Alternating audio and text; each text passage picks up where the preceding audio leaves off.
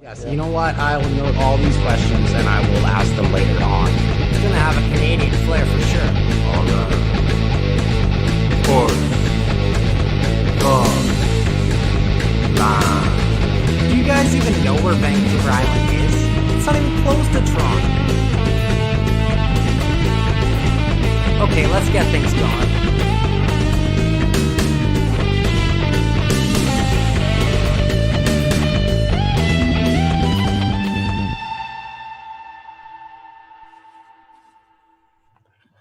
Hello and welcome to the Unnamed Sports Show. I am your host, Joshua Griffith, here on the Sports Talk Line Network, where we talk sports 24/7, 365. It is Thursday, August 13th, which also doubles up as my birthday, so I'm glad that you can join me today. I don't need to tell anyone we have a lot of sports back, but sorry, NHL hockey, NBA basketball on my birthday. It's been pretty epic. Okay. Let's get right into things. Today on my show, I'm excited to be joined by Toronto artist Nadia Lloyd, who has started some great conversation with her Black Lives Matter masks and also benefiting a really great charity in the Black Lives Matter Toronto. So before that, I will be joined by Bik Nazzar of Sportsnet 650, who will come and break down last night's big Canucks hockey win. And we're just going to talk some sports in general. Might also ask him about where his love for Sonic the Hedgehog came from, because I've seen that creeping up a fair bit in his tweets. So big Canucks playoff win last night, and that's where I'm going to start today. So do you Canucks much? Because if you don't, you should have been watching last night. The Canucks opened the Western Conference quarterfinals against the St. Louis Blues Wednesday night with an impressive 5-2 victory to take the 1-0 series lead. Vancouver was able to open the scoring just 4 minutes, 29 seconds into the first period. Justin Falk took a slashing penalty on Brandon Sutter's breakaway. It is looking like Falk might be the next Ryan POS Hartman of this series, but we'll wait and see for that one. The captain made them pay from the bumper spot as he drifted kind of back into the slot, found an opening and ripped it on the Quinn Hughes pass past Bennington. So David Perron tied it up on one on a really eerily similar power play goal, and we would go into the second period even. Teams once again trade goals in the second with Elias Pettersson sniping a really loose puck. It was a nice snipe.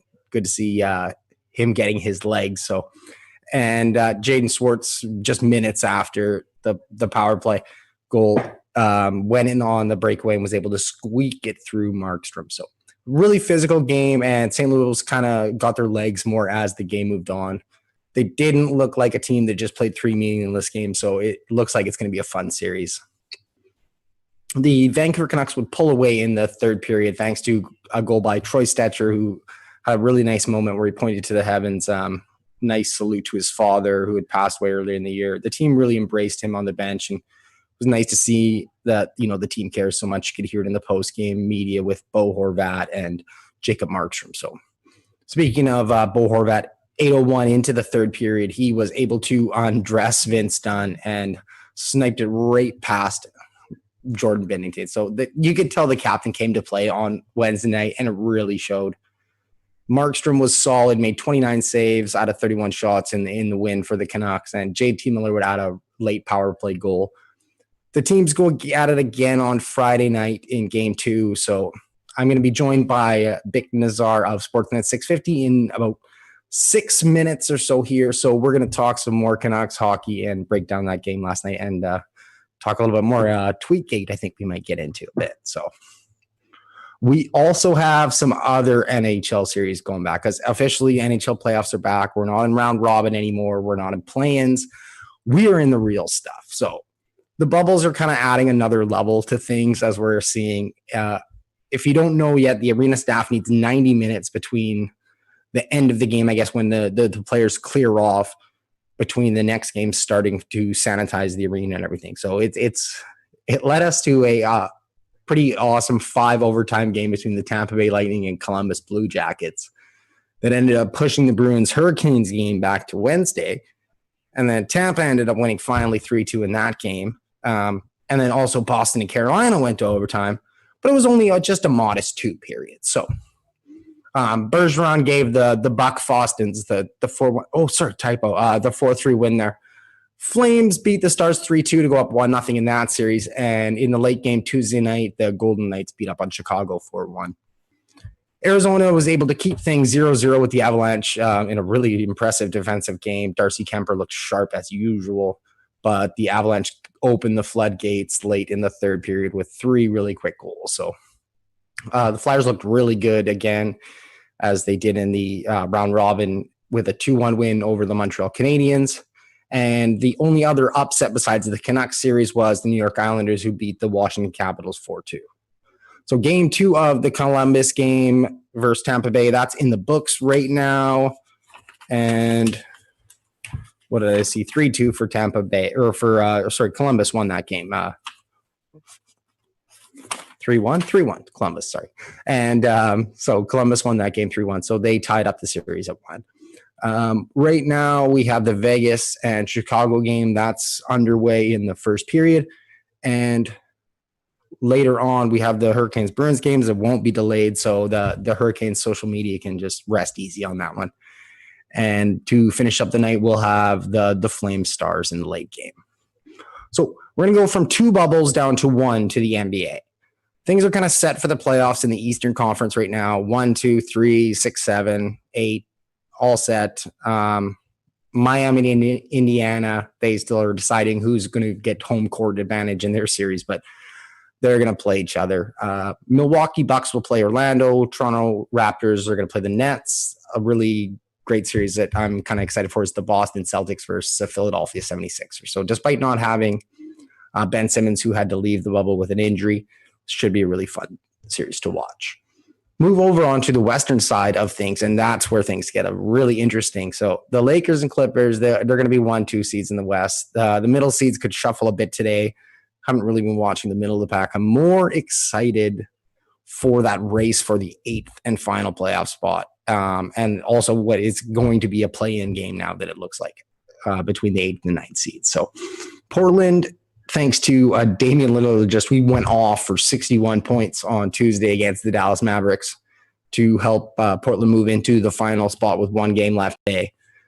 So when the NBA decided on this weird format, a lot of people were just kind of like furrowed a brow a bit. There, that's a lot of teams in the West, and you only got the 1 extra team in the East. Okay, well, why are the Suns here? The Suns hurt us, and I apologize to the Suns. I kind of was asking why the Suns are here too. We have a huge 4-team logjam between Memphis, San Antonio. They're also a game back. Memphis is currently in their game. They were up pretty big against Milwaukee Bucks, who are sitting people here in the fourth quarter. So they are up 101-82 right now against Milwaukee with 8:15 left in the fourth quarter. The Phoenix Suns are up on Dallas Mavericks 106-86 in the fourth. So the way it works out right now, if Memphis wins and Portland wins, they both control their destiny, and they will play in the play-in game for the 8th seed. So that's pretty exciting. I applaud the NBA for changing things up. Portland, that game goes tonight at 6 p.m., and they'll kind of know what they need to do by that goes. Spurs and Jazz tips off at 3:30 here. So in about 22 minutes time. So the Toronto Raptors won 125-121 against the 76ers Wednesday in a pretty much mean-nothing game. Coach Nick Nurse decided to load manage and didn't actually coach it. So they have one more tune-up game before the playoffs officially start against the Nets. If you have seen any of the social media by the Raptors, when they're down at this tournament, they've been promoting a lot of Black Lives Matter stuff. One of the things you might be familiar with is some of the masks that Coach Nick Nurse, Fred VanVleet, and some of the other players have been wearing. Nadia Lloyd is an inspirational artist behind these masks, and she's going to join me a little bit later, probably around 3:30 by phone. She's got some time, so I'm excited to talk to her about all her great Black Lives Matter initiatives.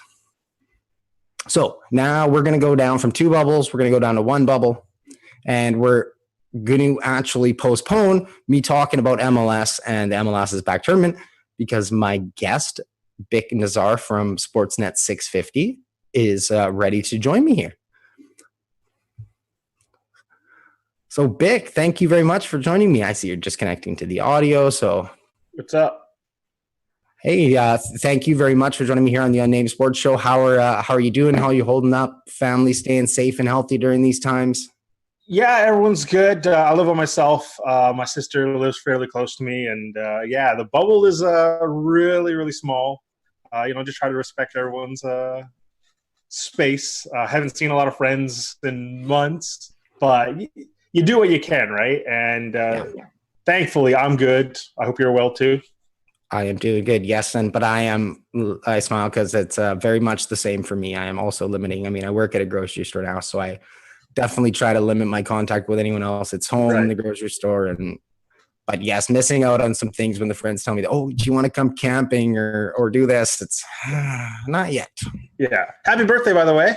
Oh well, thank you very much. Pretty exciting. I'm glad I could be a part of it. Yeah. Thank you for joining me here on my birthday show. So I'm excited, and we had some great stuff to talk about after a big Canucks 5-2 win. I was kind of nervous if they had a loss and I had to bring you on. We had to just sulk through everything, but I've dealt with a fair share of losses. I know how they go.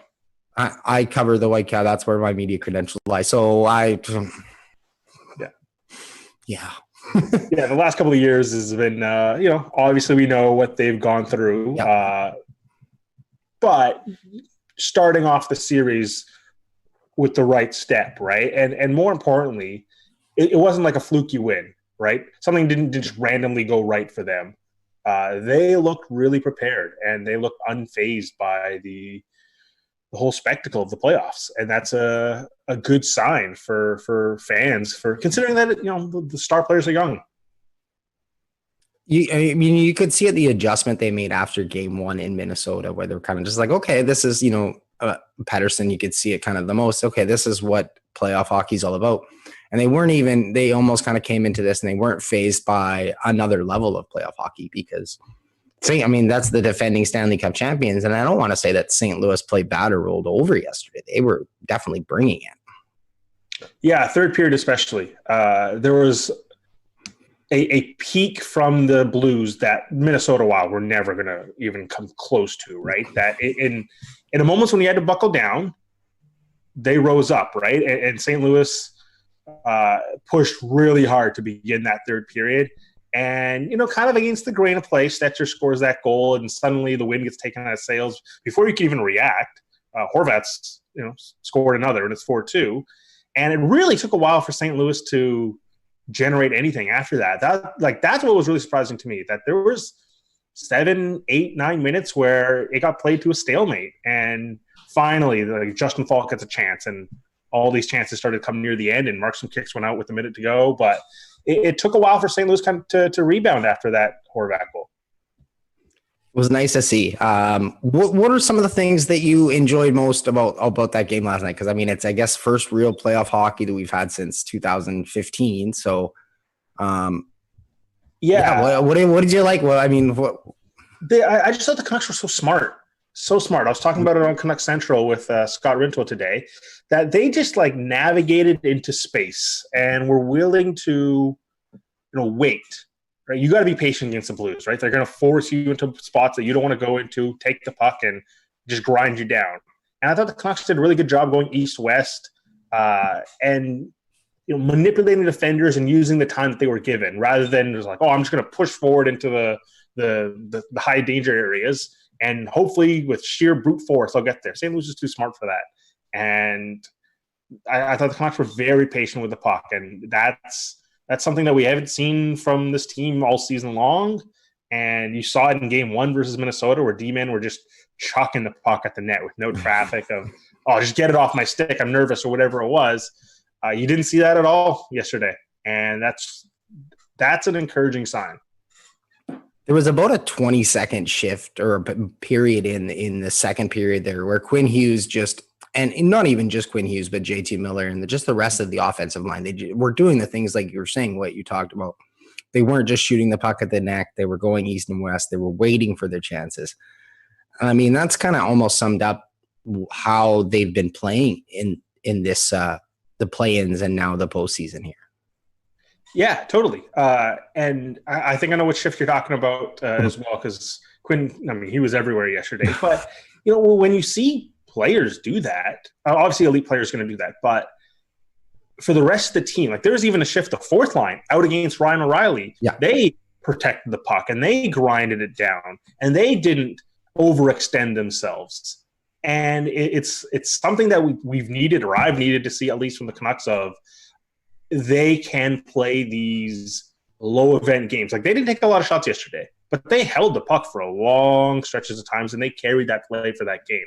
They came out deserved winners yesterday because, you know, despite what St. Louis put up with shot totals, and a lot of it came late, but they carried the play. So Vancouver was full credit for their win yesterday. What did you make of the play of Jacob Markstrom in the fourth game, obviously against Minnesota? Probably a little bit fatigued, but looked to bounce back fantastically last night and was up to his almost give me more shots and more action and I'll be better for you self. Yeah, the breakaway goal, look, that happens, right? You're going to get beat sometimes, especially Jaden Schwartz coming in with that amount of speed and that move. Like he pulled one out of the top drawer, so credit to him, right? So I can't really fault Jacob Markstrom on that one. The first one, like Chris Tanev screening him. For whatever reason, Chris Tanev's in his way. He's not really worried about Tarasenko. He's not really trying to get over to Ryan O'Reilly. He's just in the way. And I Markstrom can't really see that.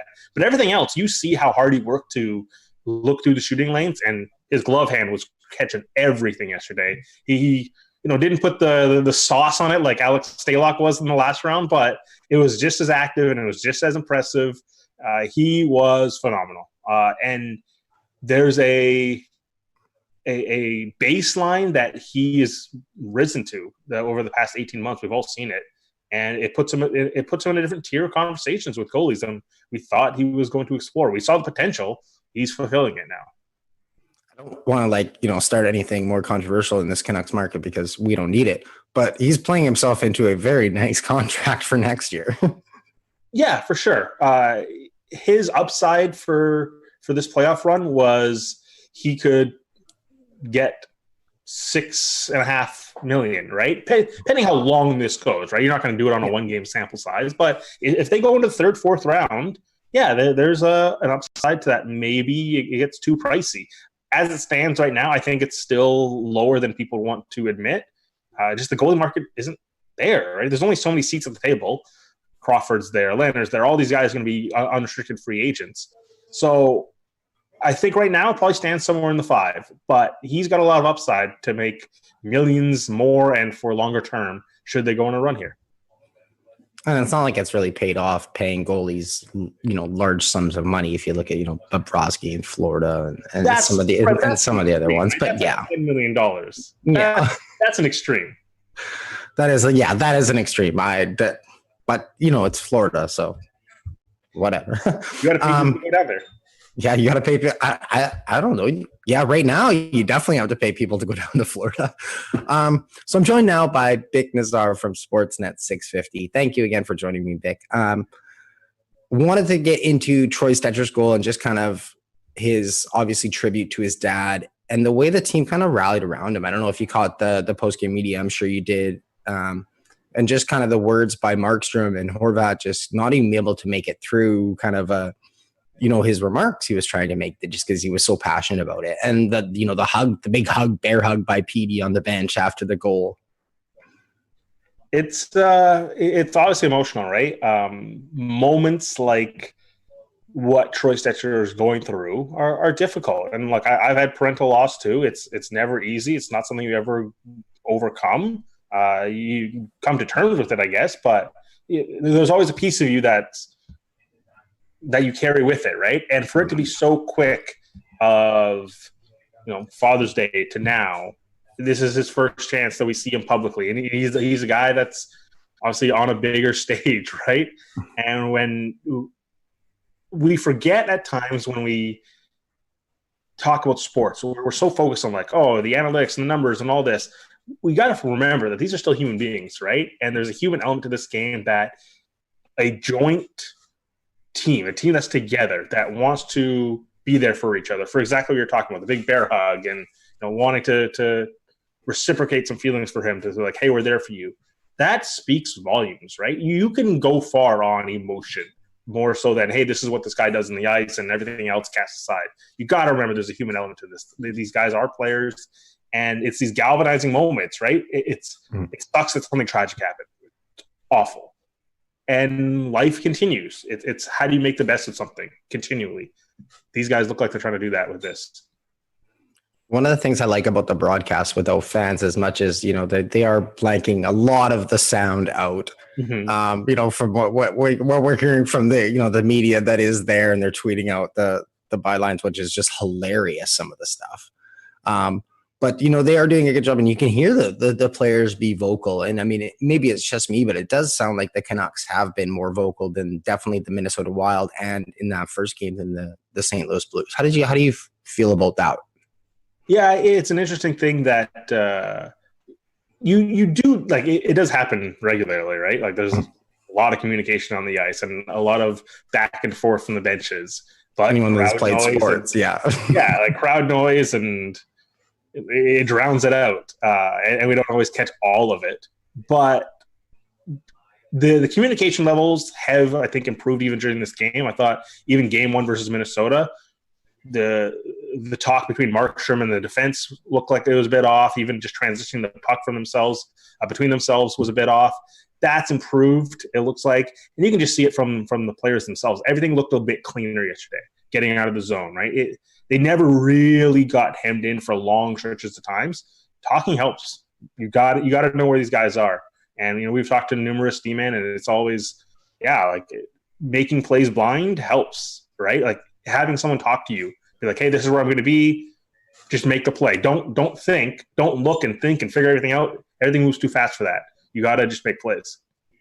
This is what, we've practiced this for so long, and this is why I'm here. Just make that play. I've let you know that I'm here. You can hear me, so, fire the puck back or cycle it too. Especially on the penalty kill. We were talking to Brent Sopel, and, we rehashed some of the stuff from 2010 when the Blackhawks had their victory. And he talks so much of how important it was for him to make everyone else aware on the ice where he was and what his responsibilities were, and it allows everyone to play faster. Something a guy doesn't need to sag into the slot, because he knows the guy behind him is going to take care of that, and he knows he can get up to this spot. So it speeds everything up when you're talking. I mean, on the opposite side of that, you kind of saw it for both teams on both first period power play goals, where Horvat and Perrin were able to just slide in just right in between those two players and find a soft spot, right, and a little bit more vocal, a little bit more talking, either, move out, I got him, you got him. And I think I think it's really going to, we're going to see some, I don't know, we're seeing some great hockey so far. So I'm really enjoying it.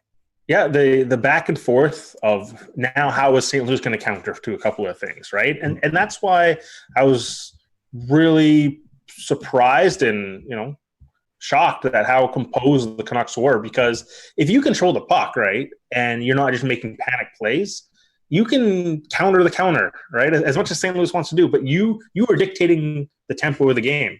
And I'm curious to see if that's something that persists for the Canucks, that they feel confident on the puck.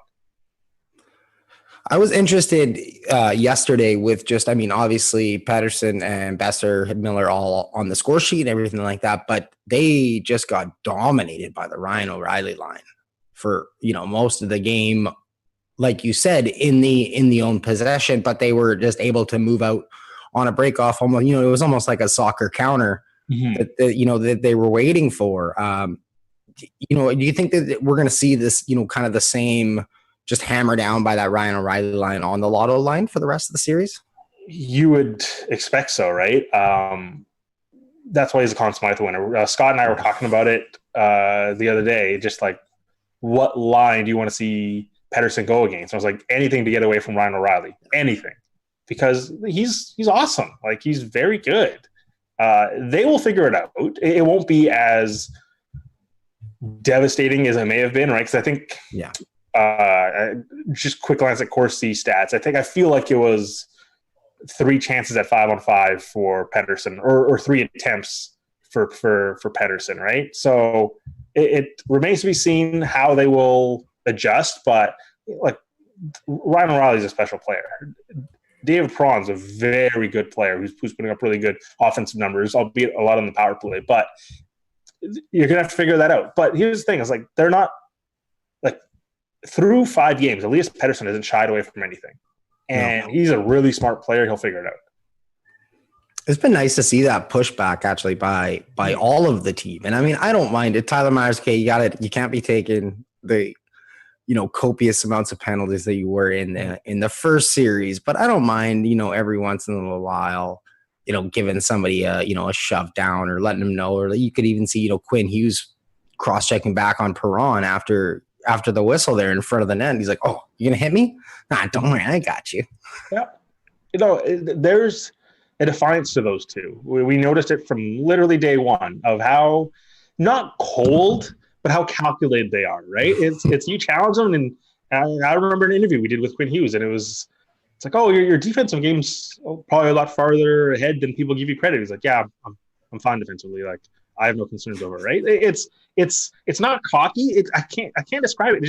They're very quiet. They're very defiant about it. That if you kind of doubt them, they're very aware of it and they're ready to push back on it in their own subtle way. It's not like it doesn't need to be angry or controversial or anything like that. They're just willing to push back, and that gets reflected, I think, on their play. I think most players are a reflection of their personalities when they play, and that shows up. Like Elias Pettersson's willing to go back at you on the ice and in the room, right? Whatever it is, he's willing to go back at you. You can see it. Yeah, it is. I mean, you can say, like, I love that you say reflection of their personalities on the ice, because and you get to do a little bit more with the team there. You guys, you and Scott Rintoul on the Canucks Central there at noon, right? On Sportsnet 650. So I wanted to get your thoughts on the Canucks tweet here from last night and the Miller tweet, and Tweetgate that we seem to be having this morning when I woke up. I think it's a bad look for everyone. It's just like there's good petty, right? And especially online, I'm very pro pettiness, right? It's a lot of fun. But I look at this and I just think, what's the upside for anyone in this scenario? Everyone just kind of looks dumb petty in this one, right? For posting that, like, I understand why the fans are mad. I get it. But also, like, do you need to be this mad at it? Just ignore it, move on. It's not that big of a deal. It's like a lot of fans were wrong about it. And the team kind of made a tongue-in-cheek thing at it. It wasn't that funny, but they did it. And it's like everything doesn't have to get blown up to the 10th degree. And I just feel like it's a bad look on everyone in this scenario.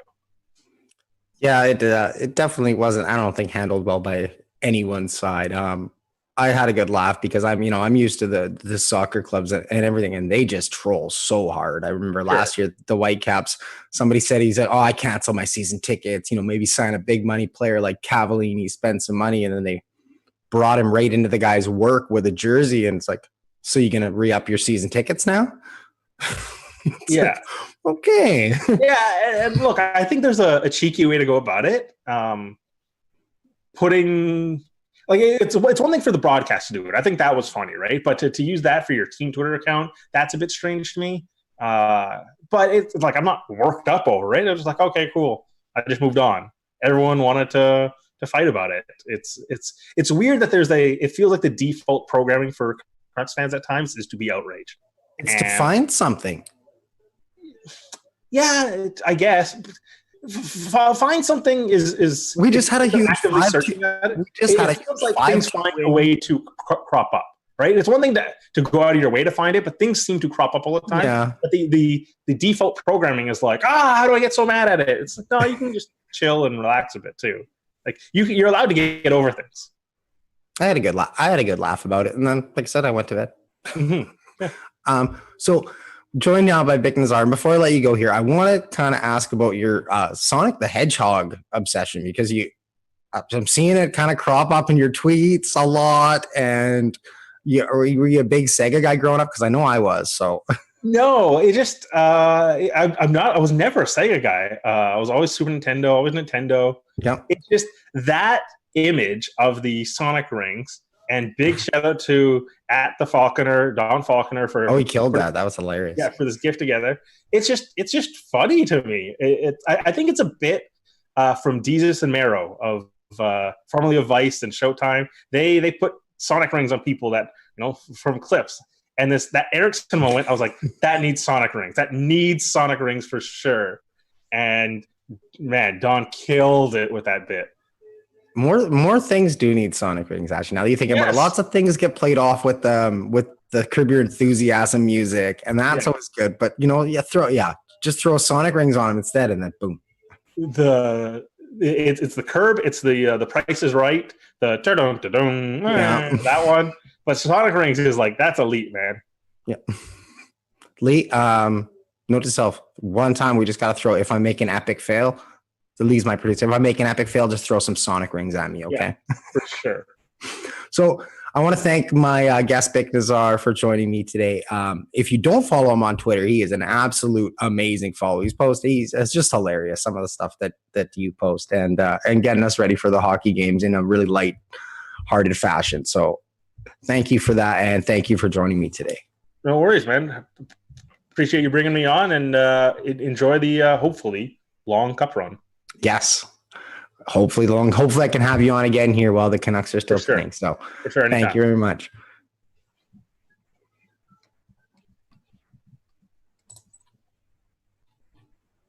All right.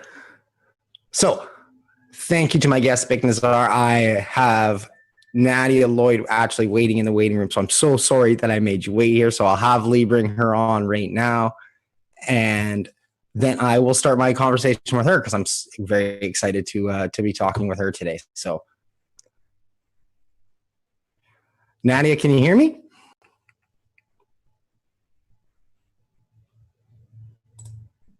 Oh, there we go. Just connecting right now.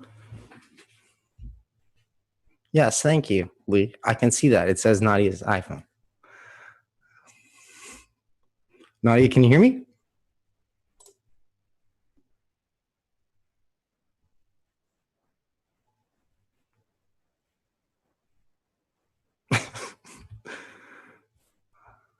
Sorry, my producer's just sending shade at here at me here while we wait for Nadia to connect on her phone here because she's kind enough. She was busy today. She's extremely busy getting tons of orders for her masks. So I'm excited that she had some time here to join me and between some of her other media things that she's doing to promote her really great causes. So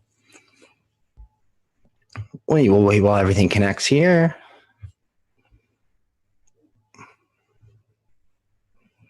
And hopefully we can talk some Toronto Raptors basketball too, because we got the 2 seed going up against the Brooklyn Nets in the first round of the playoffs. So I kind of like that matchup. Raptors should do good. They're looking strong. And yeah, I really like the Raptors' chances to come out of the East. So, okay, just waiting to connect.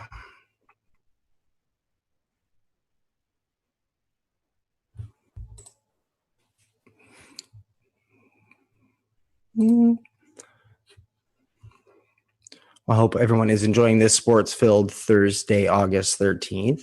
I'm your host on the Unnamed Sports Show here on the Sports Talk Line Network. There is live games going on right now.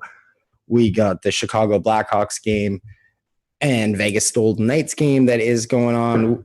And the Golden Knights are up 2-0 after the first period.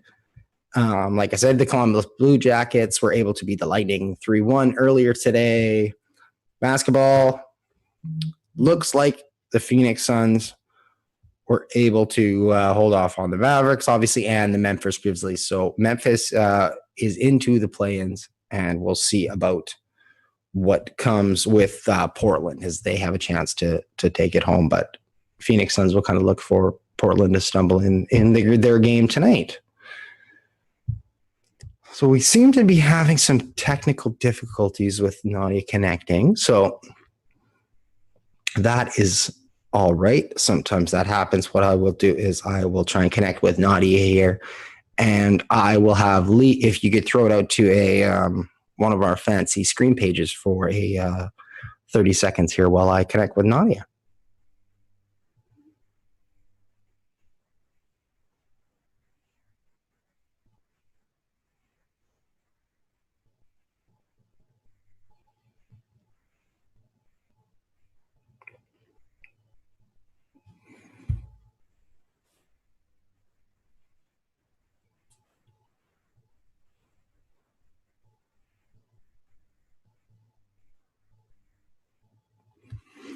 again, here experiencing some technical difficulties with our guest joining. So again, I don't want to lose this guest. Definitely want to talk to her about her great initiative. So we're going to have her try and rejoin here. So,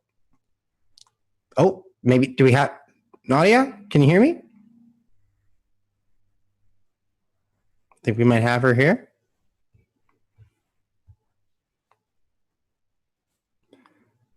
Hi, Nadia. Can you hear me? Hi. Hi. Good, Hi, how are you? I am great. I'm glad you were able to connect. I'm really excited to talk to you, so I'm glad that it was able to connect. Same with me. Here. Sorry, I had a little bit of technical difficulties. I'm a little bit a bit of a technophobe, as they say. Oh, so am I. That's why I have to have a producer. He's like, you can do some of this stuff yourself, and I'm like, no, I actually literally can't. And he's like, no, I can show you. I'm like, no, I just can't do it. So. I'm kind of the same way. So Nadia, thank you very much for joining me. I'm joined by Nadia Lloyd now, who's a Toronto artist. You're behind a great Black Lives Matter movement with your creation of the mask design that you are selling, with $5 going towards the Black Lives Matter Toronto charity. First off, thank you for joining me today.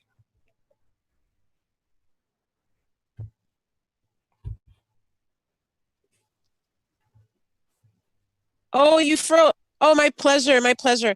You froze there for a second, but I think you're back. Thank you for having me. It's a pleasure to be here and to chat about my art and my work and my mission. So first off, I just want to make sure that you're doing safe and healthy during these, strange and difficult times that we're in. Absolutely. Taking every single precaution. I think I've mastered the art of not touching my face unless it's, right after washing my hands. And keeping extremely focused and busy with my new venture with the face masks, and keeping out of trouble. So obviously your venture, your face mask, that's kind of what I want to talk about. What was the inspiration behind these masks? Obviously there's so much to draw on in the last couple months, but what made you help decide this important message? Well, it kind of happened by accident, and I've been an entrepreneur my whole life, and I have to say every business I've ever owned kind of happened by accident. So there's magic in that, I guess. In this case, it was like mid-March, and I'd ordered face masks on Amazon, and they were going to take forever to arrive. And one Sunday afternoon, my son and I wanted to go for a walk to the CN Tower and back. And I said to him, why don't we cut up some of my cushion covers? So I have a cushion cover collection as part of what I do as an artist and a designer. And so we repurposed a cushion cover into 2 face masks that featured the Toronto skyline, because I'm a Toronto skyline obsessed artist. It's my muse, and it's on, I would say, like 80% of my work. And so we did that. We sold them by hand. They looked fairly decent. They were functional. We went for a walk, took some photos, posted on social media, and people went crazy, and they started asking me, where can I buy this? But also, more importantly, I started to get a lot of inquiries from nurses and doctors who were saying, we're given like one N95 per day, and we're desperate for fabric face masks that we can wear over the N95 to give them more life. Can you help us out? And I thought, you know what? Like, my normal work has been put on hold because of COVID. I still have a need to be creative and to feel useful and helpful. Let me give this a try. And so from mid-March on, I borrowed a sewing machine from a neighbor, and I started sewing. And I'm still sewing, and so now I've opened up my face masks collection to the public as well, because I realized early on that these supplies were not going to be cheap, and I needed to find a way to keep it all sustained. And so that's how it started. Well, you're doing a great thing, and $5 from each sale of the Black Lives Matter mask go to Black Lives Matter Toronto. So what was so important about this charity for you? Well, their mission is to to educate, to raise awareness, to dismantle anti-Black racism. And my mission, because of my own experiences with racism, throughout my life, sadly, I'm 45 and I can, I have a pretty long list of different really ugly experiences I've personally had. My mission is to get people talking, because it's really through sharing your experiences, having people listen, having them ask questions, engaging, exchanging. I believe that that's how we're going to create awareness and make some real changes for the future. So my mission aligns with their vision and their mission. So it was kind of a no-brainer from the start. Yeah. Well, that's good to hear. And I mean, obviously, like you said, yes, the conversation is really important to be having right now. And if you don't know, obviously, like, you need to go out and get yourself informed on things. I mean, everybody doesn't know everything. And obviously, some of us are in different places of privilege than other people. So, one of the things that I've been trying to do is definitely go out and have as much conversation as I can about these things. Well, that's it. And I'm biracial. Some people would look at me and often they think I'm Brazilian, for example. But some people may look at me and think, oh, she's probably okay. She's probably never experienced any discrimination or racism. And so I really, really felt compelled after George Floyd passed away and after spending a few weeks feeling, sad, angry, stressed from all of it and reliving my own experiences, I felt that it was really important for me to be an open book and to let people know, like, if, I mean, it boils down to skin color, right? So it's like, if I have experienced this, imagine what someone else whose skin color is darker than me has experienced. And the feedback that I've gotten from my friends is like, Nads, like, when I look at you, I don't think color. And so you kind of reminded me by telling me, by opening up and being transparent about what you've been through, you've kind of reminded me that, yeah, unfortunately, we judge our neighbors by their color. And it's so good that you, being biracial, are sharing these experiences, because it's really kind of opening up our eyes to what's going on and the stories that people aren't sharing. But I want to give people permission to just talk, to say, like, okay, tell me what you've been through. Let me ask some questions. Let's have an open two-way conversation so I can learn, I can get educated, so I can appreciate. And so I can also pass on your story, your experiences to others. And it's through that domino effect that we're going to create change. It's not by being quiet and keeping our stories to ourselves, right?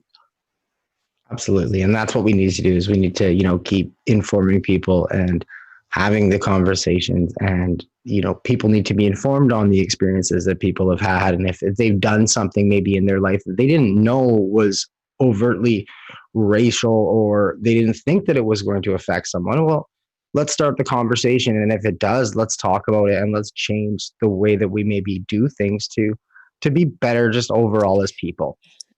Yeah, like, let's just open our eyes to what's really happening. And I know some folks who've had experiences like me, when people come around and say, well, can you educate me? Can you help me? Their stand is like, you know what? It's not my job to educate you.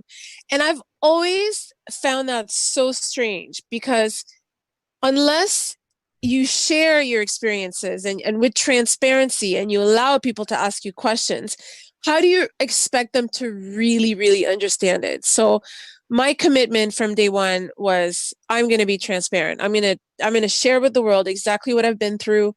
I'm going to share with the world exactly what the murder of George Floyd meant to me, and how it affected me, and how it made me relive my own experiences, and how difficult it was for me to talk to my 9-year-old about all of this, about what was happening, about what I've been through, about what his grandparents and aunties and uncles have been through. But anybody who wants to chat and wants to hear my story, I'm here to answer. And knowledge is power. Well, right? It is, yes. And I'm very happy that you joined me today, Nadia Lloyd, on the Unnamed Sports Show, so we could talk about this, about your mass. And they have been looking pretty good on Raptors head coach Nick Nurse and some of the players. So I was wondering where that connection came from. Oh my God. And what a dream come true. Honestly, I'm still pinching myself. It's like 3 weeks later and I am still pinching myself when I see Nick Nurse. I see the pinching myself post. No, why? Oh my God. I mean, like, how do you get over something like that, right? How do you come down from that high? Okay, I'm a bit of a fanboy. So yeah, no, I am. So what happened is this. I came up with the design. My son and I actually collaborated and came up with the design in June. And it was after having that tumultuous period and then having the conversation and then deciding, okay, well, how are we going to use our creativity to create change for the future, for my generation, for your generation, even for my parents' generation. So we came up with the design. Once we came up with it, I created a digital rendition of what it should look like. I sent it off to print with my guys who print my fabric. It came back in early July. And so like, I think it was July 9th, I was in my studio, I'd received my fabric, I was cutting it up. I made the first few samples, which for me is always really the most exciting part of when everything comes together. I made the samples, took a break, went onto my balcony, jumped on Facebook just to like kill 5 minutes. And I came across a BlogTO post of the new BLM buses that the Raptors were traveling in. And right then and there, like without even having a thinking process, right then and there, I felt in my heart, I was like, oh my God, I need to get these masks to the Raptors. How am I going to do that? So first thing I did is I jumped on the Facebook page in my neighborhood in Liberty Village. And I said, guys, because they know me. I've been here for 10 years. They know I'm an artist. They've seen me create. They know the mayor is wearing my mask, you know. So I was like, guys, check out the new Raptors buses. Check out this new mask that I'm about to release with donations to BLM. Can somebody please put me in touch with somebody in the Raptors, whether it's management, a player, a floor cleaner, it doesn't matter. Like, can anyone put me in touch? And people really love to help is what I've learned. So, you know, everybody started to like chime in and people were like, oh, my sister's cousin's boyfriend's uncle works for MLSC. Let me see what I can do. You know, that kind of stuff. And so I put the phone down, went back to work a couple of hours later, picked up the phone again, jumped on Facebook.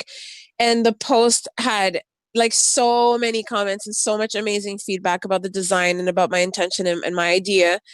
But I noticed one comment in particular had 19 likes and it came from a Roberta nurse. And so in my head, I'm like, wait a second, like, no way, right? And the message said, the comment said, check your DMs. And so I checked my DMs and she said, Nadia, Nick and I love what you're doing. We love your mission. We want to support you, a female artist, businesswoman, entrepreneur, person of color. We want to order these masks for the Raptors.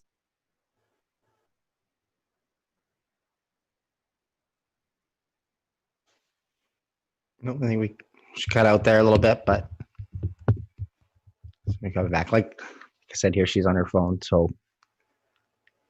And the team and get it, which blew my mind. So she shipped it to Florida, and then within 4 days is when Nick and Fred Van Vliet wore the mask at the virtual conference on Monday, July the 27th, right?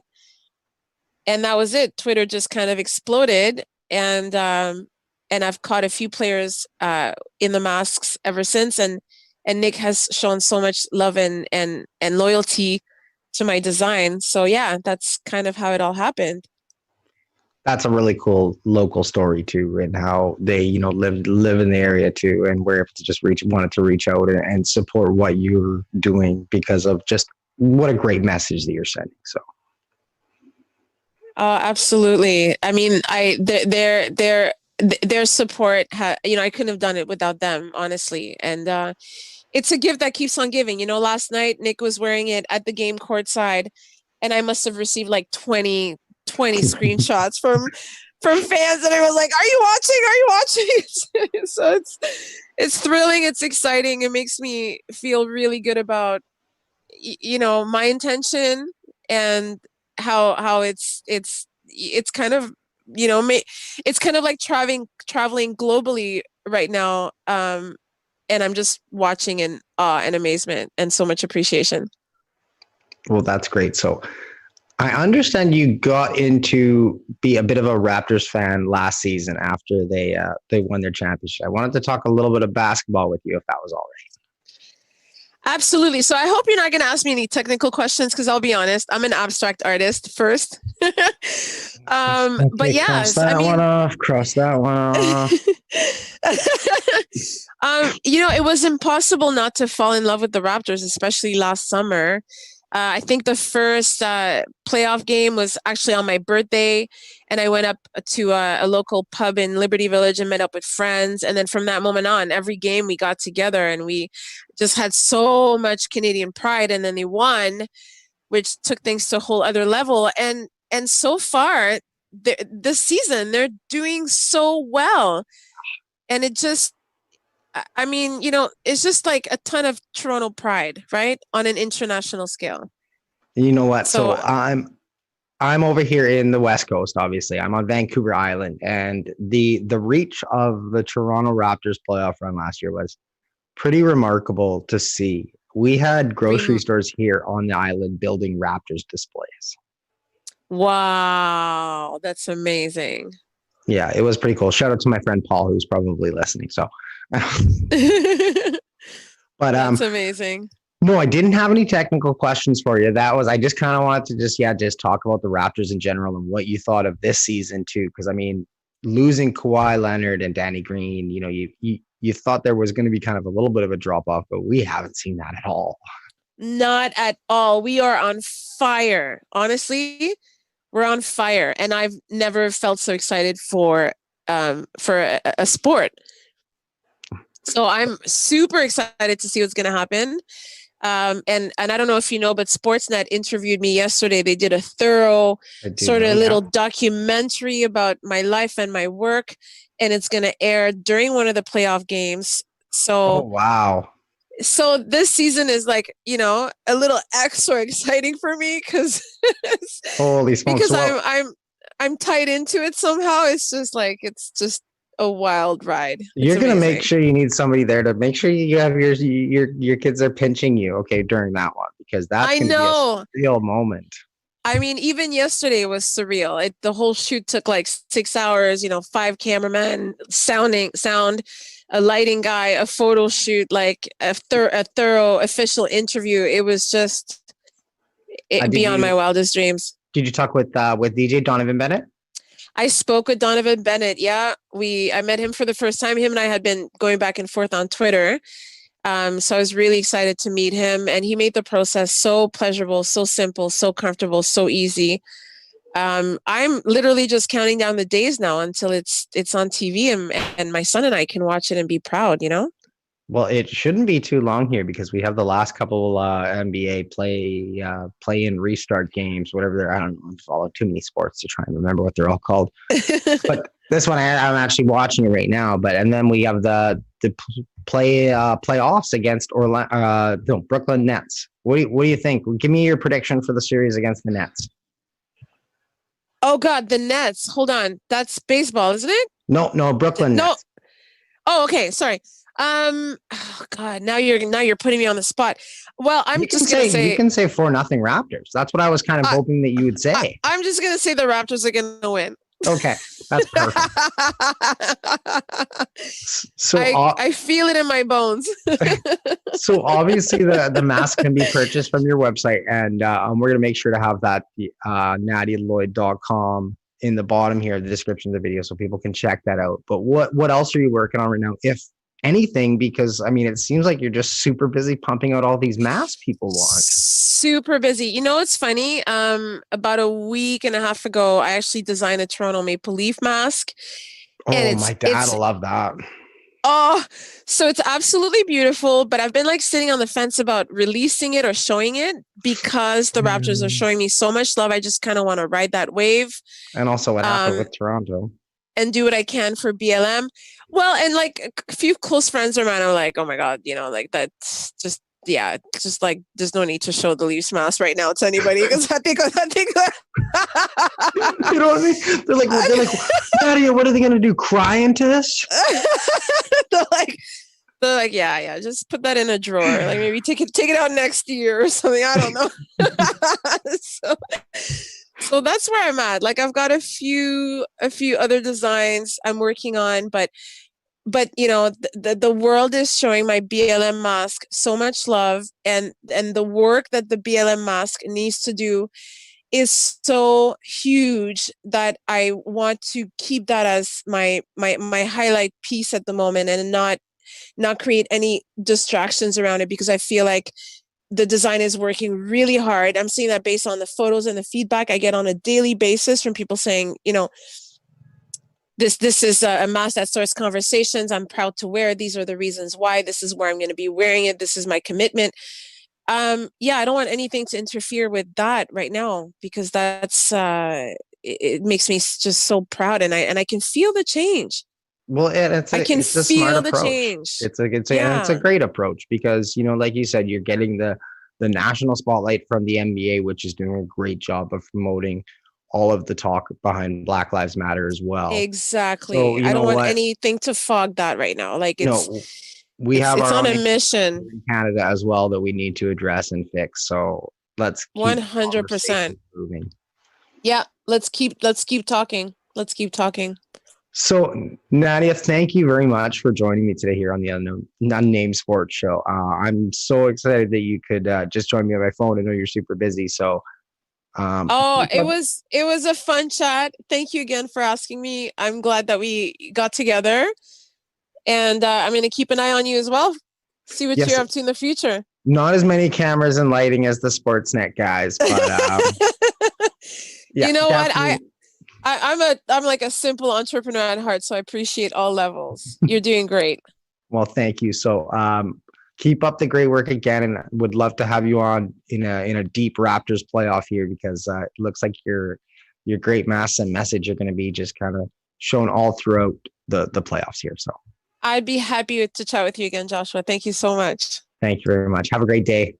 Same to you.